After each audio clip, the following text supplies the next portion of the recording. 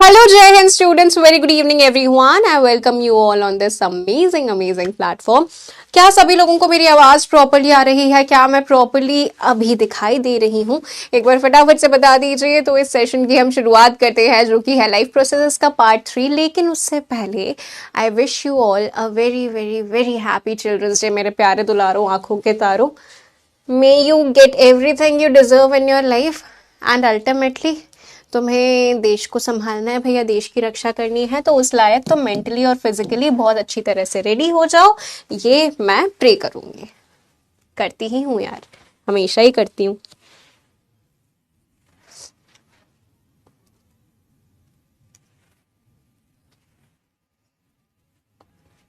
Okay, तो शुरुआत करी जाए। लास्ट लेक्चर में हम लोगों ने क्या कवर कर लिया था? हमारा ह्यूमन रेस्पिरेटरी सिस्टम डायग्राम हम लोगों ने बना लिया था। सब लोगों को वो क्लियर हो गया था? किसी को कोई दिक्कत परेशानी है तो एक बार मुझसे पूछो, उस चीज़ को मैं एड्रेस करूंगी। फिर आज के लेक्चर की हम शुरुआत करेंगे बच्चा लोग।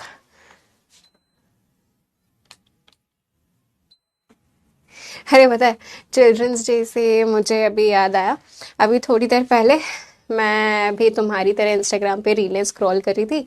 तब वहाँ पे एक रील आई, उसमें क्या हुआ, मतलब मुझे फ़नी लगा था तो मैं तुम्हें बता रही हूँ। अब तुम्हें पता नहीं लगे कि नहीं लगे फ़नी।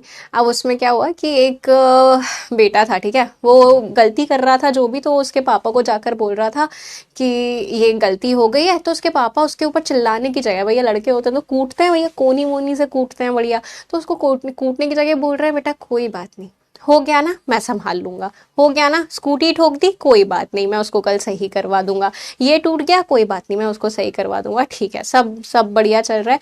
तो बच्चा बेचारा एकदम, वैसा बच्चा भी नहीं था, बड़ा लड़का था, वो एकदम ऐसे सदमे में आ गया कि भैया ये क्या हो रहा है, एकदम से पापा को क्या हो गया, ऐसे कैसे बिहेव करने लग गए। तो उसने सोचा कि चलो एक और बार ट्राई कर लेता हूँ, आखिरी बार। तो वो बोलता है कि आज ना इलेक्ट्रिसिटी का जो बिल आपने मुझे देने बोला था वो मैं देना भी भूल गया हूँ, और वो पैसे भी गुम गए हैं। तो उसके पापा फिर कुछ नहीं बोलते कि बेटा कोई बात नहीं, अब तुम्हें खुद से सीखना पड़ेगा कि कैसे अपना जीवन बाद में जीना है, हो जाती हैं गलतियां, लेकिन थोड़ा सा सुधर जाओ, थोड़ा सा सीख जाओ। तो वो लड़का फिर परेशान कि क्या हो गया भैया, डॉक्टर को फ़ोन करता है कि डॉक्टर जी प्लीज़ आ जाइए, मेरे पापा को पता नहीं क्या हो गया है, वो एकदम से ऐसे बदल से गए। तो डॉक्टर आते हैं, फिर वो बोलते हैं कि क्या हुआ भैया मिश्रा जी? तो वो बोलते हैं कि कुछ नहीं, बस ऐसा सब सही है, क्यों आप इतनी रात को कैसे? तो बोले कोई नहीं, हाल चाल पूछने आ गया था वो तो मैं। फिर वो उस लड़के से पूछते हैं कि ये बार बार वक्त पूछ रहे हैं क्या? तो लड़का बोलता है कि नहीं, बार बार वक्त तो नहीं पूछ रहे। तभी वो पूछते हैं कि वक्त क्या हुआ है? तो डॉक्टर बोल रहे कुछ नहीं, 12 बजने वाली है। तो फिर जैसे ही 12 की सुई बजती है, वैसे ही पापा उठाते हैं चप्पल, बोले हो गया चिल्ड्रंस डे खत्म, और ये मारे मारे मारे बच्चे को। वो वीडियो बहुत बहुत इतनी हंसी थी ना, मैंने बोला बिल्कुल सही बात है। घर पे मम्मी पापा इतने बढ़िया हो जाते थे एकदम से कि हाँ अरे आज तो चिल्ड्रंस डे, आज तो बेटा ये कुछ अच्छा बना दे खाने को, अगले दिन फिर लौकी करेला बन जाता था। ऑल्दो मुझे मेरी मम्मी के हाथ का करेला बहुत अच्छा लगता है। हम्म। चिल्ड्रंस डे स्पेशल आज की क्लास में। लेकिन अगर तुम्हें बिल्कुल भी ऐसा लगता है कि मैं जल्दी ख़त्म कर दूंगी आज की क्लास, क्योंकि आज चिल्ड्रंस डे है, इतना ज़्यादा प्यार बरसेगा, तो इस भूल में मत रहना, है ना, थोड़ी सी गलत फहमियाँ पालना बंद कर दो। तो शुरुआत करते हैं फिर, ठीक है। लाइफ प्रोसेसेस का पार्ट 3 यहाँ पे शुरू कर रहे हैं। हम लोगों ने रेस्पिरेटरी सिस्टम के बाद के बारे में जितनी भी बात पढ़ ली थी, अब थोड़ा सा और पढ़ते हैं इसके बारे में। लंग्स के बारे में हम लोगों ने देखा था। अब क्या होता है कि लंग्स के बाहर ना एक दीवार मौजूद होती है, एक लेयरिंग मौजूद होती है, और इस दीवार को बोला जाता है प्लूरल मेम्ब्रेन। अब बेटा हमारे शरीर में हर एक चीज के लिए एक शब्द का इस्तेमाल किया जाता है। जैसे लंग्स के लिए प्लूरा का इस्तेमाल कर रहे हैं, हार्ट के लिए कार्डियक का, किडनी के लिए रीनल का, और लिवर के लिए हेपार का, कार्टिलेज के लिए कॉन्ड्रो का। उसी प्रकार से लंग के लिए प्लूरो या पल्मोनरी का इस्तेमाल किया जाता है। तो लंग के बाहर जो ये दीवार आपको देखने को मिलती है, इस मेम्ब्रेन को बोला जाता है प्लूरल मेम्ब्रेन। ठीक है, सिंगुलर प्लूरल वाला नहीं है, ये स्पेलिंग थोड़ी सी अलग है, यहाँ पे ई भी आ जाता है, प्लूरल मेम्ब्रेन। ठीक है, और ऐसी दो दीवारें होती हैं। दो दीवारों का मतलब एक थोड़ा सा तुम यहाँ देखो, एक ये वाली दीवार और एक इसके अंदर वाली दीवार। दो दीवारें तुम्हें दिख रही होंगी जिनके बीच में भरा हुआ है एक फ्लूइड जिसको बोला जाता है प्लूरल फ्लूइड। अब क्या होता है, जब आपके लंग्स फूलते हैं सिकुड़ते हैं, फूलते हैं सिकुड़ते हैं, उस वक्त पे ये दोनों मेम्ब्रेन्स के बीच में ऐसा फ्रिक्शन होगा, फ्रिक्शन की वजह से ये खराब हो जाएंगी। इसी को बचाने के लिए भगवान ने इसके अंदर एक फ्लूइड भर दिया है। फ्लूइड की वजह से ये आपस में घिसेंगी भी तो भी ये खराब नहीं होंगी, फ्रिक्शन की वजह से खराब ना हो, इसीलिए प्लूरल फ्लूइड भरा हुआ है। ठीक है भैया, ये चीज हमें क्लियर है। अब देखो, तुम्हारे जो लंग्स हैं वो एक पर्टिकुलर चैम्बर में बंद होते हैं। चैम्बर यानी कि हड्डी का जो ढांचा ये तुम्हें नजर आ रहा है ना, इसके अंदर ये बंद होते हैं। तो इस ढांचे को जरा समझते हैं, क्या है ये, कैसा है ये। अगर हम आगे से देखें तो आगे से तो ये हमारी रिब्स मौजूद होती हैं। रिब्स सुना होगा, दिशा पटानी ने वो अपना जो फ्लोटिंग रिब्स है वो हटवा लिए थे। ये न्यूज़ेस तुम्हें पता होंगी, न्यूज़ेस बोल रही हूँ, ये न्यूज़ तुम्हें पता होंगी, है ना। लेकिन ये नहीं पता होगा कि ये रिब्स क्या कर रही हैं, फ्लोटिंग रिब्स क्यों बोला जाता है, ये वो बस ये पता है कि हाँ कुछ ना कुछ ऑपरेशन करवाया था। उसके बाद में अगर इसको मैं पीछे से देखूं तो रीढ़ की हड्डी मौजूद होती है, यानी कि एक पूरा का पूरा जो चैम्बर है वो मौजूद होता है, और इस चैम्बर के अंदर तुम्हारे लंग्स मौजूद होते हैं। ठीक है, तो अब इस चैम्बर के बारे में, वो पीछे तो रीढ़ की हड्डी है उसके बारे में हम बाद में पढ़ेंगे, लेकिन आगे जो रिब्स मौजूद होती हैं उनके बारे में पढ़ते हैं। तो अब ये देखो, बीच में रिब्स को कनेक्ट करने वाली इस प्रकार से एक हड्डी मौजूद होती है। ये वाली जो हड्डी दिख रही है तुमको, ये इसको देखो, ये वाली हड्डी की बात कर रही हूं मैं, रिब्स को कनेक्ट करने वाली, बीच में ये वाली हड्डी। ठीक है, तो अब इस हड्डी को क्या बोला जाता है, ये तुम्हारे चेस्ट या ब्रेस्ट के बीच में है, इसीलिए इसको ब्रेस्ट बोन या फिर स्टर्नम के नाम से जाना जाता है। ठीक है, ये रहा स्टर्नम यानी कि ब्रेस्ट बोन। ठीक है, अब यहां से 1 2 3 4 5 6 7 नंबरिंग जरूरी है, 1 2 3 4 5 6 7, और उसी प्रकार से यहाँ पे भी 7 रिब्स जो हैं वो डायरेक्ट आपकी स्टर्नम से कनेक्टेड होती हैं। इसीलिए इन 7 पेयर ऑफ रिब्स, क्या बोला, 7 पेयर ऑफ रिब्स को क्या बोला जाता है, ट्रू रिब्स बोला जाता है। क्यों, क्योंकि भैया ये आपके डायरेक्ट स्टर्नम से कनेक्टेड होती हैं। तो कितने पेयर आपके ट्रू रिब्स हैं, 7 पेयर ट्रू रिब्स हैं। जितना अभी बतियाना है बाद में बतिया लेना। गॉसिप गर्ल्स, गर्ल्स लिख रही हूं मैं, देख रहे हो तुम, गॉसिप गर्ल्स बोल रही हूं, वही लिख रही हूं, तुम दिमाग देख रहे हो। अंत दिन के अंत में इतना ही दिमाग चलने लग जाता है मेरा, ट्रू रिब्स की जगह मैं ऐसे लिख रही हूं, बताओ। मुझे मत परेशान करो, मैं सही बता रही हूँ, मेरा दिमाग डिस्ट्रैक्ट करोगे तो जितनी इंफॉर्मेशन है उतनी मैं बता नहीं पाऊंगी तुम्हें, है ना, ध्यान से। हाँ, इसको आप ड्रॉ कर लेंगे। ओके, तो ये 7 पेयर क्या हो गए, आपके ट्रू रिब्स हो गए। अब इसके बाद में 7वीं से 8वीं 9वीं और ये 10वीं, ये जो रिब्स निकल रही हैं ये 7th वाली से कनेक्टेड है। ये डायरेक्ट स्टर्नम से कनेक्टेड नहीं है, ये 7th वाली से कनेक्टेड है। कौन कौन सी, 8th 9th और 10th। इसीलिए इनको क्या बोला जाता है, डायरेक्ट कनेक्टेड नहीं है, इसीलिए इनको बोला जाता है फॉल्स पेयर ऑफ रिब्स। ठीक है, तो 3 पेयर कैसे हो जाएंगे, फॉल्स रिब्स। ठीक है भैया, इसके बाद में 2 रिब्स ऐसी होती हैं बच्चे जो पीछे रीढ़ की हड्डी से आती तो हैं लेकिन आगे आकर जुड़ नहीं पाती हैं। 11th और 12th पेयर ऑफ रिब जो होता है, ठीक है, 11th और 12th, 10th तक वहां हो गया था। 11th और 12th पेयर ऑफ रिब जो तुम्हें यहां देखने को मिलेगा, ये देखो, ये वाली रिब दिख रही है, ये वाली रिब दिख रही है, पीछे से आई है लेकिन ये आगे आकर जुड़ नहीं रही है। इन्हीं को बोला जाता है फ्लोटिंग पेयर ऑफ रिब्स। ऐसा लगता है जैसे ये तैर रही हैं, आगे से ऐसा लगता है फ्लोट कर रही है हवा में। तो ये जो 2 पेयर हैं ये क्या हो जाते हैं, फ्लोटिंग पेयर, यानी कि टोटल कितने हो गए, 12 पेयर होती है रिब्स के हमारी, इस चीज को याद रखना, 12 पेयर्स फ्लोटिंग रिब्स। इस डायग्राम को आप ड्रॉ कर लेंगे। ठीक है बच्चे, is this thing clear? Okay जी ओके। अब देखो, अब समझना, तो ये जो आपका केज यहाँ पे बन रहा है, जिस केज के अंदर तुम्हारे रिब्स मौजूद होते हैं, इस केज को क्या बोला जाता है, इस केज को बोला जाता है थोरैसिक केज, थोरैक्स। ये वाला जो हिस्सा है आपके चेस्ट वाला हिस्सा, जहां पे आपके लंग्स मौजूद हैं, इसको थोरैक्स बोला जाता है। और थोरैक्स के नीचे वाले हिस्से को एब्डोमेन बोला जाता है। अब हम लोग बोलते हैं ना abs, 6 pack abs, 8 pack abs, family pack abs, जो हम सबके हैं, फैमिली पैक वाला सीन। तो ये जो एब्स हैं, एब्स यानी कि एब्डोमिनल मसल को ही प्यार से एब्स बोल दिया जाता है, जैसे कार्बोहाइड्रेट को कार्ब्स बोल देते हैं, है ना, जेंजी है तुम्हारी, तो उसी प्रकार से एब्स हो जाते हैं यहाँ पे। तो वो एब्डोमिनल मसल है, ये थोरैसिक पोर्शन है, इसीलिए थोरैक्स पोर्शन है, इसीलिए इसको थोरैसिक केज बोला जाता है, ये जो आपको दिख रहा है यहाँ पे। अब ये केज वाली हम लोगों ने बात कर ली, अब इस चीज को समझो। ये तुम्हारे लंग्स,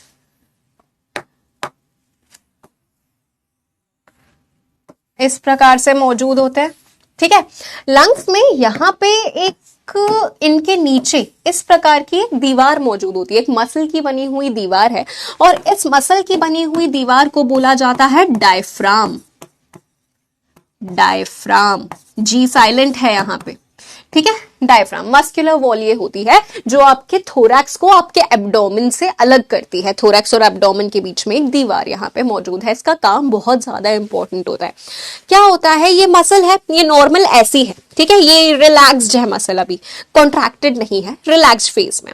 अब जब तुम्हारे लंग्स फूलते हैं, तुम सांस लो एक बार, तुम्हारे लंग्स फूलेंगे, है ना, लंग्स जब फूलते हैं तब वो क्या होता है, उनको और ज्यादा जगह की आवश्यकता है। जगह की आवश्यकता है तो जगह कहां से मिलेगी उनको, ये डायफ्राम नीचे की तरह, नीचे की तरफ मूव कर जाता है। ये जो ऐसा था ये ऐसा हो जाएगा। इसके चलते क्या होगा, ये जो एडिशनल जगह है ये मिल गई लंग्स को फूलने के लिए। ये जो एडिशनल जगह मिली है, ये बड़ी काम की चीज यहाँ पे हो जाती है। लंग्स को जगह मिल चुकी है डायफ्राम के नीचे मूव करने की वजह से, डायफ्राम के रिलैक्स होने की वजह से। और ये डायफ्राम नीचे रिलैक्स कब कर रहा है, जब तुम सांस ले रहे हो, सांस छोड़ रहे हो, तब ये दोबारा अपनी पोजीशन पे, सांस ली दोबारा ऐसे, सांस छोड़ी दोबारा ऐसे। तो डायफ्राम की पोजीशनिंग तुमसे पूछी जाती है, तो इस चीज को नोट करना, डायफ्राम एज इट इज, जैसा मैं लिख रही हूं, पोजीशनिंग।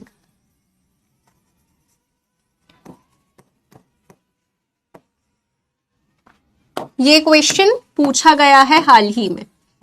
इनहेलेशन के वक्त पे, यानी कि सांस जब हम ले रहे हैं उस वक्त पे ये नीचे की तरफ मूव कर रहा है, यानी कि डाउनवर्ड्स, एंड रिलैक्स हो रहा है या कॉन्ट्रैक्ट हो रहा है, कॉन्ट्रैक्ट हो रहा है। रिलैक्सेशन स्टेट में तो ये ऊपर रहता है, डाउनवर्ड्स एंड कॉन्ट्रैक्ट्स। उसके बाद में एक्सहेलेशन के वक्त पे, यानी कि सांस छोड़ने के वक्त पे क्या हो रहा है, अपवर्ड्स एंड रिलैक्सेस। ये चीज इंपॉर्टेंट है, इस चीज को आप नोट कर लेंगे बच्चे। रिलैक्स हो गया ना दोबारा से एक्सेल करने पे, तो यहाँ पे इस चीज को देखो, ये बना हुआ होगा, ये यहाँ पे बना हुआ है, थोड़ा बेटर तरीके से मैंने वहां पे बता दिया है तुम लोगों को।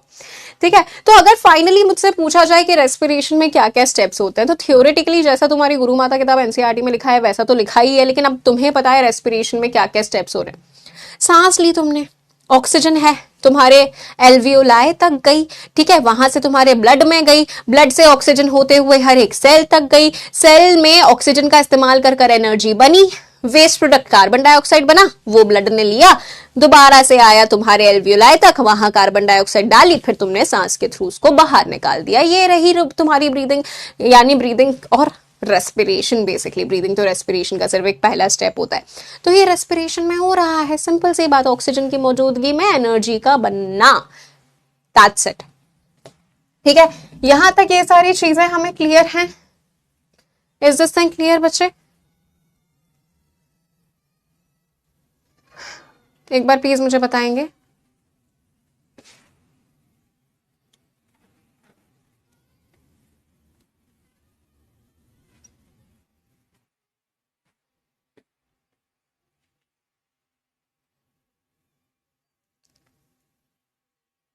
ओके, परफेक्ट, बढ़िया है जी, बढ़िया है। अब हम बात करते हैं कुछ रेस्पिरेटरी डिसऑर्डर्स के बारे में। आज मेरे अंदर इतनी क्षमता नहीं है कि मैं तुम्हारे चैट्स को फिल्टर कर पाऊं, इसलिए मैं चैट डिसेबल ही कर दूंगी अभी। इस क्वेश्चन का जवाब दीजिए सबसे पहले। Which structure separates the thoracic cavity from the abdominal cavity and aids in respiration? Respiration में सहायक होता है कौन सा स्ट्रक्चर है इनमें से? बहुत ही आसान क्वेश्चन। आज सुबह से कंटिन्यूअसली काफी क्लासेस हो गई ना यार, तो मैं तुम लोगों से डील करते करते एकदम थक चुकी हूँ।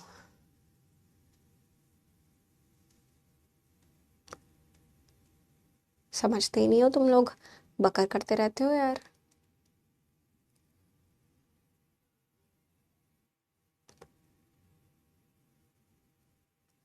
तुमसे अच्छे तुमसे छोटे बच्चे हैं फाउंडेशन वाले। ओके, सही जवाब क्या जाएगा? Stopping the poll, option number A, that is diaphragm 85.27। कोई दिक्कत परेशानी है ही नहीं इसमें हम लोगों को। अब हम बात करने वाले हैं disorders of the respiratory system. क्या क्या परेशानियां आ सकती हैं? जब रेस्पिरेटरी सिस्टम समझोगे तभी तो उसके डिसऑर्डर्स समझोगे, तभी तो उसकी ट्रीटमेंट को समझ पाओगे, राइट? तो डिसऑर्डर्स हम समझने वाले हैं। ओके, सबसे पहला डिसऑर्डर आ जाता है एस्थमा। एस्थमा क्या होता है भैया? दमा की बीमारी। एस्थमा को हम इमेजिन करें तो कैसा हम लोगों को उसमें इमेजिन होता है कि किसी को सांस लेने में दिक्कत हो रही है। वो देखते हैं ना हम लोग, कभी भी टीवी वगैरह में सांस लेने में दिक्कत हुई तो एकदम फुसफुस होता है वो, है ना, फुसफुस लेकर आते हैं, फिर वो फुसफुस ऐसे करते हैं, तब जाके थोड़ा सा रिलीफ मिलता है। एस्थमा में सांस लेने में दिक्कत आती है, ऐसी वीजिंग सी आवाज आती है सांस लेने में। एक्चुअल में क्या हो रहा है इस चीज को समझना। तो एस्थमा में ये जो तुम्हारा ट्रैकिया था ना, जो इस प्रकार से ऐसे ब्रोंकाई में डिवाइड हो गया था, है ना, दोनों फेफड़ों में जाने के लिए, तो अब क्या होता है कि यहाँ पे आ जाती है बेटा सूजन। यहाँ पे आ गई सूजन तुम्हारे ब्रोंकाई में। अब देखो, अगर सूजन आ जाएगी तो कितनी कम जगह दिख रही है तुमको बीच में ऑक्सीजन के आने जाने के लिए, है ना। सूजन बहुत सारे कारण वजह आ सकती है। सूजन एनवायरमेंटल फैक्टर्स की वजह से आ सकती है, हो सकता है जेनेटिकली किसी को एस्थमा हो सकता है वो एक फंगस है एस्परगिलस फ्यूमिगेटस, उसकी वजह से हो रहा हो, तो सूजन आ जाती है।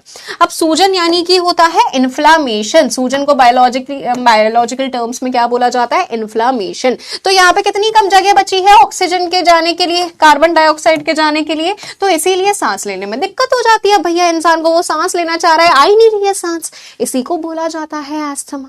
ठीक है, अब एक चीज समझना, जब भी मैं तुमसे बोलूं ना इन्फ्लामेशन होना यानी कि सूजन आना, तो ये क्यों होता है ये तो हम ह्यूमन हेल्थ एंड डिजीजेस में पढ़ेंगे, लेकिन जब भी इन्फ्लामेशन बोलूंगी तब उस चीज, जिस भी चीज में इन्फ्लामेशन हो रहा है उसके एंड में आइटिस लग जाता है।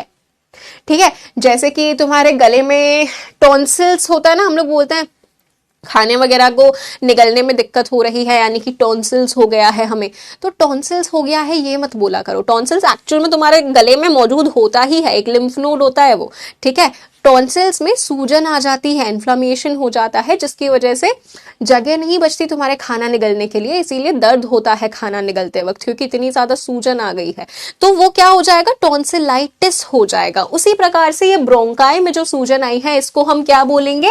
ब्रोंकाइटिस हो गया है। अगली बार जब भी टॉन्सिल्स कोई बोले ना कि टॉन्सिल्स हो गया है, तो बोलना टॉन्सिलाइटिस हुआ है बे तुम्हें। सीखो जरा क्या बोल रहे हो। टॉन्सिल्स टॉन्सिल्स ऑलरेडी होता है तुम्हें। वैसे ही अगर कोई तुमसे बोले कि यार मुझे तो साइनस है, तो उसको बोलना साइनस सबके गालों के अंदर होता है।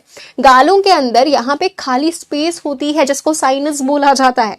अब उस साइनस में जब सूजन आ जाती है उसको साइनसाइटिस बोला जाता है। तो उसको समझाना कि प्यारे साइनसाइटिस है वो साइनस नहीं है, टॉन्सिलाइटिस है ये टॉन्सिल्स नहीं है, और ये क्या है? ब्रोंकाइटिस। अब अगर ये ब्रोंकाइटिस लंबे समय तक किसी को हो रहा हो तो यही बाद में जाकर अस्थमा बन जाता है, यानी कि क्रोनिक। क्रोनिक ये कौन सा नया शब्द बोल दिया मैडम? दो प्रकार की चीजें सुनोगे तुम बीमारी में, एक एक्यूट और एक क्रोनिक।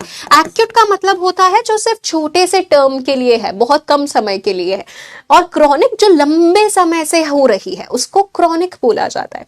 ठीक है, तो यहां पे अब डेफिनेशन तुम्हें क्लियर हो जाएगी। It is difficulty in breathing, हाँ जी, कॉजिंग वीजिंग, सांस लेने में दिक्कत, due to inflammation of the bronchi and bronchioles. Bronchi और ब्रोंक्यूल्स में सूजन आने के कारणवश एस्थमा एक बीमारी यहां पे हो जाती है। सबसे पहली बीमारी डन। ठीक है, क्या यहां तक चीजें क्लियर हैं? एस्थमा हम लोगों को क्लियर हो गया है, बताएंगे एक बार क्या होता है? सूजन आ गई है, सूजन आने की वजह से सांस नहीं ले पा रहे हैं, ये हो गया। तो फुसफुस क्या करता है फिर? फुसफुस उस वक्त के लिए सूजन को कम कर देता है, तो तुम सांस ले पाते हो, ये करता है फुसफुस, परमानेंटली सही नहीं करता है वो। ठीक है बच्चे,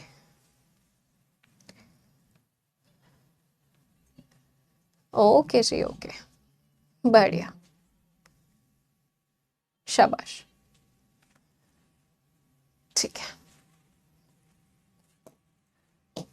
चलो अब बात करते हैं अगली बीमारी की, जिसका नाम है एम्फाइसेमा। अब ये एम्फाइसेमा क्या भला है? जो लोग बहुत ही लंबे वक्त से सिगरेट फूकते हुए आ रहे हैं, फूफू सिगरेट, है ना, अब वो सिगरेट क्या करती है? बड़ी खतरनाक सी चीज कर देती है वो, इस चीज को समझते हैं। इसके ऊपर मैं एस्थमा लिख देती हूँ, एस्थमा यानी कि दमा। ठीक है, अब एम्फाइसेमा समझो। अब क्या होता है? तुम्हारा एल्वियोलाई है, ये तुम्हारे एल्वियोलाई सारे, ठीक है, बढ़िया तरीके से मौजूद हैं ये, इनका अच्छा खासा सरफेस एरिया होता है। एक ही इंसान के शरीर के अंदर 70 मीटर स्क्वायर का सरफेस एरिया होता है एल्वियोलाई का। इन्हीं के थ्रू भैया ऑक्सीजन जा रही है, कार्बन डाइऑक्साइड आ रही है, सब काम हो रहा है। लेकिन अगर कोई बहुत ही लंबे टाइम से फूंक रहा है तो धीरे धीरे करके ये जो दीवारें है ना, ये खराब होने लग जाती है, ये नष्ट होने लग जाती हैं। अब अगर दीवार नष्ट हो गई है तो क्या हुआ है? सरफेस एरिया कम हो गया है। सरफेस एरिया कम हुआ है तो पहले जितनी ऑक्सीजन तुम ले पा रहे थे अब उससे कंपैरेटिवली कम ले पाओगे, और इसी कंडीशन को एम्फाइसेमा बोला जाता है। यानी कि तुम समझ रहे हो कितनी ज्यादा हार्मफुल कंडीशन है ये एम्फाइसेमा। इसको अगर तुम देखो यहाँ पे, तो देखो यहाँ पे दीवारें ही नष्ट हो गई है। सरफेस एरिया जो 70 मीटर स्क्वायर का भगवान ने तुमको दिया था, तुमने जबरदस्ती उसको कम कर दिया है। इतना बड़ा जो घर दिया था भगवान ने तुम्हें, है ना, 2 BHK का, तुम जबरदस्ती उसको 1K करके रह गए हो, सिर्फ एक किचन में रह रहे हो जाके। क्यों? क्योंकि तुम्हें फूंकना है। ये होता है सिगरेट की वजह से। और सिगरेट क्या कर रही है, इस चीज को सीखो जरा। भयानक चीज है भैया निकोटीन, जो सिगरेट के अंदर मौजूद होता है। अब क्या होता है? जब भी कोई इंसान सिगरेट स्मोक करता है तब उसके शरीर में जाती है कार्बन मोनोऑक्साइड। सुना है तुमने इंस्टाग्राम पे रेड फ्लैग ग्रीन फ्लैग का कंसेप्ट? रेड फ्लैग जो बहुत ही एकदम इंटरेस्टिंग सा, बहुत ही अट्रैक्टिव सा दिखता है कोई इंसान, लेकिन बहुत ज्यादा टॉक्सिक होता है, जीवन में आता है तो पूरा जीवन तहस नहस कर देता है, मेंटल हेल्थ की बैंड बजा देता है, वो होता है रेड फ्लैग। ठीक है, और ग्रीन फ्लैग कौन होता है? जो बहुत ही अच्छे होते हैं, जो आपके जीवन में आते हैं तो आपका जीवन सुधार देते हैं, तुम्हारा एकदम बढ़िया सा जीवन कर देते हैं, वो ग्रीन फ्लैग होते हैं। ठीक है, तो रेड फ्लैग और ग्रीन फ्लैग। अब ये कार्बन मोनोऑक्साइड देवी जो है, ये है typical red flag. Red flag भी छोड़ो, ये पूरा मेला है, मेला मेला जिसमें पूरे रेड फ्लैग लगे हुए हैं, पूरा मेला होती है ये कार्बन मोनोऑक्साइड। क्यों बोल रही हूं ऐसा? क्योंकि भैया तुम्हारे शरीर में हीमोग्लोबिन जो है, हीमोग्लोबिन किससे कनेक्ट होता है? ऑक्सीजन से कनेक्ट होता है। हीमोग्लोबिन की मदद से ही ऑक्सीजन एक जगह से दूसरी जगह तक जा रहा है। अब हीमोग्लोबिन जो है वो थोड़ा रास्ता भटक जाता है और वो कार्बन मोनोऑक्साइड को जैसे ही देखता है उससे अट्रैक्ट हो जाता है। उसको क्या पता भैया कि अभी रेड फ्लैग है, लेकिन ऑक्सीजन के साथ उसको रहना है। फिर भी उसने चीटिंग किया, वो कार्बन मोनोऑक्साइड के साथ में चला गया, जो भारी मात्रा में रेड फ्लैग है भैया, पूरा मेला बना हुआ है। कितने गुना ज्यादा अट्रैक्ट होता है वो इससे? 200 गुना ज्यादा अट्रैक्ट होता है ऑक्सीजन के कंपैरिजन में कार्बन मोनोऑक्साइड से। तो अब अगर हीमोग्लोबिन कार्बन मोनोऑक्साइड के साथ में बिजी हो जाएगा तो ऑक्सीजन को पूरे के पूरे ब्लड में कौन कैरी करके जाएगा? ऑक्सीजन को कैसे पहुंचाएगा तुम्हारे शरीर में? लो, हो गई तुम्हारे सारे ऑर्गन्स में ऑक्सीजन की कमी हो गई। ऑक्सीजन नहीं पहुंचेगा तो तुम्हारा दिमाग कैसे काम करेगा, तो तुम्हारे ऑर्गन्स कैसे काम करेंगे? हो गई, बस बच गई बैंड। ये दिक्कत हो जाती है, हीमोग्लोबिन बिजी हो जाता है। बाद में फिर जब शरीर को नुकसान होता है तब हीमोग्लोबिन को समझ में आता है, हाय तौबा, मेरा जीवन बर्बाद करके चली गई, लेकिन बहुत देर हो चुकी होती है। ठीक है, तो ये जो कॉम्बिनेशन यहाँ पे बनता है इसको बोला जाता है कार्बोक्सी हीमोग्लोबिन। ठीक है, तो कार्बोक्सी हीमोग्लोबिन बनता है जब भी सिगरेट कोई भी इंसान फूंकता है। तो this is the condition of emphysema.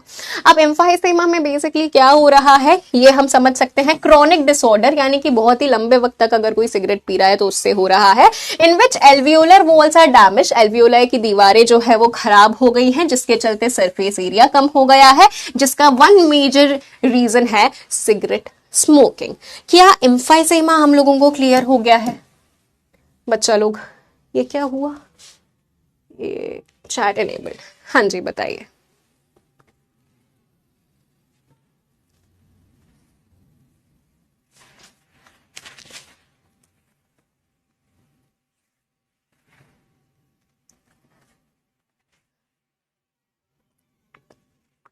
ठीक है,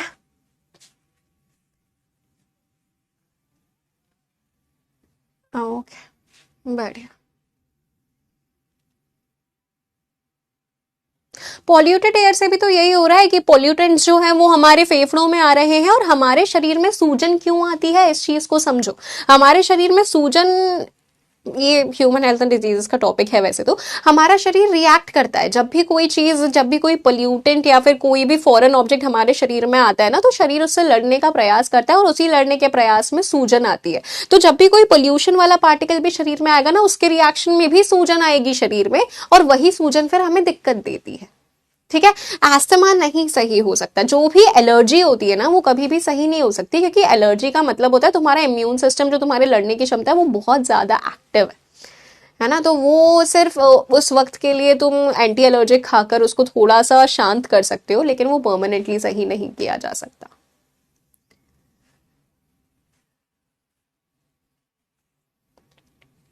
ठीक है, चले आगे बढ़ते हैं। नहीं, एस्थमा में ब्लड वॉमिटिंग नहीं होगा, वो टीबी की हम लोग बात करेंगे उस चीज में। ठीक है, चलो आगे बढ़ते हैं। अब बात आ जाती है ऑक्यूपेशनल रेस्पिरेटरी डिसऑर्डर्स। ये क्या होता है? नाम से समझ में आ रहा है, ऑक्यूपेशन की वजह से ये रेस्पिरेटरी डिसऑर्डर हो रहा है, यानी कि आपके काम की वजह से। तो कुछ लोग बेटा ऐसी जगहों पे काम करते हैं जहाँ पे बहुत ज़्यादा डस्ट उड़ती है, जैसे कि पत्थर घिसने वाली फैक्ट्री, स्टोन ग्राइंडिंग इंडस्ट्री। अब उस फैक्ट्री में क्या हुआ, बहुत ज़्यादा डस्ट पार्टिकल्स आ रहे हैं। अब इतने ज़्यादा डस्ट पार्टिकल्स अगर आएंगे तो फिर शरीर क्या करेगा? शरीर रिस्पॉन्ड करेगा। कैसे करेगा? अब वो मैं तुम्हें बताती हूँ। देखो, सबसे पहले तो इन्फ्लामेशन तो आएगा ही, ठीक है, सूजन आएगी ही, जैसा कि मैंने बताया था। अच्छा, तुमने वो सुना है उस बीमारी के बारे में? मतलब नाम तुम्हें नहीं पता होगा, नाम मैं बता देती हूँ। OSMF बोला जाता है उसको, ओरल सबम्यूकस फाइब्रोसिस, जिसमें क्या होता है, इंसान का मुंह खुलना कम हो जाता है। इतना सा मुंह खुलता है। जो भी तंबाकू बहुत टाइम से खा रहा है ना, मतलब बहुत ही लंबे टाइम से खा रहा है, बहुत सालों से खा रहा है, उसका मुंह सिर्फ इतना सा खुलने लग जाता है, उससे ज्यादा खुलता ही नहीं है मुंह। होता है, ऐसा देखा है तुम लोगों ने, है ना। जैसे अपन की मुंह की नॉर्मल ओपनिंग ना 3.5-4 उंगली की होती है, लेकिन उस इंसान का मुंह सिर्फ 1.5 से 2 उंगली इतना सा खुलता है। क्यों? ऐसा क्यों हुआ? क्योंकि वो जो तंबाकू चबा रहा था, उसके चलते गाल में अंदर कट्स लगने पहले तो शुरू हुए। ठीक है, उसके बाद में क्या हुआ, गाल में सूजन आई। सूजन आने के बाद में गाल में फाइबर्स यहाँ डिपॉजिट हो गए। फाइबर्स ने पकड़ के रख लिया, तो मुंह इससे ज्यादा खुल ही नहीं पा रहा, क्योंकि उन फाइबर्स ने पकड़ के रखा हुआ है। तो यही बाद में जाकर कैंसर बनता है। तो ये जो हुआ है फाइब्रोसिस, ओरल सबम्यूकस फाइब्रोसिस, तो ये फाइब्रोसिस का ट्रीटमेंट क्या होता है? इन फाइबर्स को काटा जाता है या फिर इनका ऑपरेशन वगैरह किया जाता है, और कुछ ऐसी चीजें दी जाती हैं जो इन फाइबर्स को खोल दें, अगर स्टार्टिंग के स्टेजेस हैं तो ये बहुत ही खतरनाक चीज है। तो तुम समझे, सूजन के बाद में क्या हुआ, फाइबर्स जमा हो गए। उसी प्रकार से अगर बहुत लंबे वक्त तक कोई वहां पे काम ही कर रहा है ऐसी इंडस्ट्री में, तो डस्ट पार्टिकल्स बहुत ज्यादा जाएंगे, तो वहां पे फिर क्या होगा, सूजन आएगी एल्वियोलाई में। सूजन आने के बाद में एल्वियोलाई के आसपास भी क्या हो जाएगा, फाइब्रोसिस हो जाएगा, यानी कि इसके आसपास इस प्रकार से फाइबर्स डिपॉजिट हो गए। तो पहले ये जितनी ज्यादा फूल पा रही थी, बंद हो पा रही थी, अब उतना नहीं हो पाएगा, यानी कि सरफेस एरिया कम हो गया, यानी कि अब यहाँ पे जितनी पहले ऑक्सीजन जा रही थी उतनी नहीं जाएगी, और इसी को बोला जाता है ऑक्यूपेशनल रेस्पिरेटरी डिसऑर्डर। अब यहाँ देखो, in certain industries specially those involving grinding और स्टोन ब्रेकिंग, पत्थर घिसने वाली फैक्ट्री वगैरह में इतना डस्ट प्रोड्यूस होता है कि बॉडी पूरी तरह से उससे लड़ नहीं पाती, जिसकी वजह से सूजन आती है, जिसकी वजह से फाइब्रोसिस होता है, यानी कि फाइबर्स डिपॉजिट हो जाते हैं, जिसके चलते सीरियस लंग डैमेज हो जाता है। This is occupational respiratory disorder. ठीक है, इसके बाद में और समझो। इसके बाद में एक बीमारी जिसके बारे में तुमने सुना होगा, निमोनिया, है ना। निमोनिया सुना होगा। निमोनिया बहुत सारे कारणवश हो सकती है। एक बैक्टीरिया है, डिप्लोकोकस निमोनिया है, उसकी वजह से हो सकती है, वायरस की वजह से हो सकती है, फंगस की वजह से हो सकती है। हो क्या रहा है, अब कोई भी पैथोजन तुम्हारे लंग में आता है तो दोबारा से वही सेम चीज, सूजन होगी। और निमोनिया में सूजन होने के बाद में तुम्हारे जो एल्वियोलाई हैं उनमें एक लिक्विड भर जाता है सूजन होने की वजह से। ये सारे शरीर के रिस्पॉन्स हैं पैथोजन के अगेंस्ट। तो यहाँ पे एक फ्लूइड भर गया। अब फ्लूइड भर गया है तो भैया ऑक्सीजन के एक्सचेंज और कार्बन डाइऑक्साइड के एक्सचेंज में तो दिक्कत आएगी ना। यानी कि निमोनिया को तुम सिंपल भाषा में कैसे याद रख सकते हो कि fluid gets filled in alveoli, alveoli में फ्लूइड भर जाता है, लिक्विड भर जाता है, जिसके चलते दोबारा से गैसेस के एक्सचेंज में दिक्कत आएगी। यहां देखो ये नॉर्मल एल्वियोलाई है, यहां पे ये येलो कलर का फ्लूइड भर गया है, निमोनिया। लिखने की अभी टेंशन मत लो, मैं माइंड मैप बना दूंगी, ठीक है। तो निमोनिया हो गया। इसके बाद में अगला देखते हैं। अगला आ जाता है, कहां लिखा था मैंने, यहां लिखा था, ठीक है। इसके बाद में अगला आ जाता है जो कि बहुत बहुत बहुत ज्यादा जरूरी है, पिछली 2 एग्जाम्स में ये पूछा जा चुका है, ट्यूबरक्लोसिस, जिसको हम कब तक इंडिया से हटाना चाहते हैं, 2025 तक ही हटाना चाहते हैं। दुनिया मतलब इंडिया से 2025 तक हटाना चाहते हैं। वर्ल्ड का एम क्या है, वर्ल्ड इसको 2030 तक हटाना चाहता है, यानी कि हम थोड़ा जल्दी है ना, हम थोड़ा जल्दी इसको हटाना चाहते हैं। तो ये ट्यूबरक्लोसिस एक बैक्टीरिया की वजह से होता है जिसका नाम है माइकोबैक्टीरियम ट्यूबरक्लोसिस, माइकोबैक्टीरियम ट्यूबरक्लोसिस। नाम बड़े आसान से होते हैं, नाम में ही छुपा हुआ है, ठीक है। तो इसमें बेसिकली टीबी ये जो है ये एंटीबायोटिक से ट्रीट किया जाता है क्योंकि ये बैक्टीरियल है। लंग में अगर टीबी हो रहा है तो वो फैल सकता है, और अगर लंग के बाहर वो कहीं भी टीबी हो रहा है तो वो नहीं फैलता, यूजुअली लंग वाला टीबी होता है। और यहाँ पे इंसान खांस खांस के पूरा का पूरा जो रेस्पिरेटरी ट्रैक्ट है वो इतना ज्यादा छिल जाता है कि खांसने के साथ में खून आता है। इतनी सूजन आ चुकी है, इतना सेंसिटिव हो गया है कि खांसने के साथ में खून आता है। 6 महीने का इसका एंटीबायोटिक का ट्रीटमेंट चलता है, और वो इंसान प्रॉपर्ली ले इस चीज को चेक करने के लिए एक डॉट्स ट्रीटमेंट चलाया जाता है। डॉट्स प्रोग्राम है एक, बेसिकली डायरेक्ट ऑब्जर्वेशन यहाँ पे ट्रीटमेंट किया जाता है, जिसमें इंसान को ऑब्जर्व किया जाता है कि वो अपना एंटीबायोटिक टाइम से ले रहा है कि नहीं ले रहा है। क्योंकि अगर नहीं लेगा तो मैंने बताया था बैक्टीरिया में कि रेजिस्टेंस डेवलप हो जाएगा, और रेजिस्टेंस डेवलप हुआ तो फिर दिक्कत परेशानी वाली बात है। फिर एंटीबायोटिक्स और हाई डोज की देनी पड़ जाती है, और बहुत ज्यादा स्ट्रॉन्ग एंटीबायोटिक्स होती है बेटा, है ना। इंसान का शरीर उतना झेल पाए ये बहुत मुश्किल होता है। मेरी मम्मी को टीबी हुआ था आज से 3-3.5 साल पहले, और वो वक्त बहुत ही बुरा था हमारी फैमिली के लिए। तो मम्मी को यहाँ पे नोड हुआ था, एक यहाँ पे एक सूजन सी थी उनको, तो उनका यहाँ पे बायोप्सी किया गया, ऐसे टिश्यू लिया गया, तो पता चला कि उनको टीबी है। पल्मोनरी नहीं था इसलिए फैल नहीं सकता था। तो फिर ये उनका हटाया गया, और उसके बाद में उनकी ट्रीटमेंट चला, 6 महीने का ट्रीटमेंट चला था उनका। लेकिन चौथे महीने में ही उनके लिवर ने मना कर दिया था और दवाई लेने से, उनका लिवर एक्सेप्ट नहीं कर पा रहा था इतनी हाई डोज की दवाइयाँ। तो उनकी दवाइयों को बीच में बंद करना पड़ा, और हमें पता था उससे एंटीबायोटिक रेजिस्टेंस डेवलप हो जाएगी। मैं इतनी परेशान होती थी क्योंकि मैं थी उस वक्त कॉलेज में, मेरा भाई छोटा था, तो मैंने बचपन से हमेशा ये कोशिश की थी कि मैं अपने भाई को घर की प्रॉब्लम से बहुत दूर रखूं। तो उसको भी मैं नहीं बता सकती, पापा ऑलरेडी परेशान थे, उनको नहीं बोल सकती, लेकिन मैं बस प्रे करती रहती थी कि मम्मी का लिवर दोबारा से सही हो जाए, जिससे कि उनका ट्रीटमेंट वापस चालू हो पाए। मैजिकली भगवान की कृपा से हुआ जादू, उनका लिवर सही हुआ, उनका ट्रीटमेंट 6 महीने की जगह फिर 9 महीने का खिंचा, लेकिन वो अल्टीमेटली सही हो गई। जबकि मेरी मम्मी बहुत ज़्यादा हेल्थ फ्रीक है, योगा करना, एक्सरसाइज करना, हेल्दी खाना सब करती हैं वो, कुछ बुरी आदत नहीं है, तब भी उनका लिवर इस चीज़ को एक्सेप्ट नहीं कर पाया था, इतने हैवी एंटीबायोटिक्स को। तो जो नॉर्मली जो इंसान बीमार रहता है, अगर वो उसको टीबी होगा और उसको एंटीबायोटिक्स स्ट्रॉन्ग दिए जाएंगे तो तुम सोचो क्या हालत होती होगी। तो इसीलिए बोलती हूँ कि तुम्हारा शरीर ना बहुत बहुत ज़्यादा बढ़िया एक मशीन है, लेकिन बहुत ज़्यादा सेंसिटिव भी है। इसीलिए तुम जो भी चीज़ खा रहे हो उसको प्लीज़ अच्छी तरह से खाया करो, और तुम अगर हेल्दी हो तो भगवान को उस चीज़ का शुक्रिया अदा किया करो कि तुम्हारे पेरेंट्स हेल्दी हैं, तुम हेल्दी हो, बहुत बढ़िया कंडीशन में हो, ठीक है। तो मेक श्योर कि इसको ऐसा ही रखना है, और हमेशा समझाती हूँ शरीर हेल्दी रहेगा तो दिमाग हेल्दी रहेगा, because because because a healthy mind resides in a healthy body मेरा बच्चा, ठीक है। तो डिसऑर्डर्स का एक माइंड मैप हम लोग यहाँ पे बनाते हैं।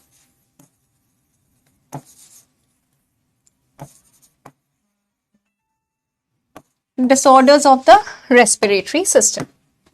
ठीक है, सबसे पहले हम लोगों ने अस्थमा की बात करी थी। अस्थमा में क्या क्या पॉइंटर्स थे कि चेस्ट में टाइटनेस फील होती है, डिफिकल्टी इन ब्रीदिंग,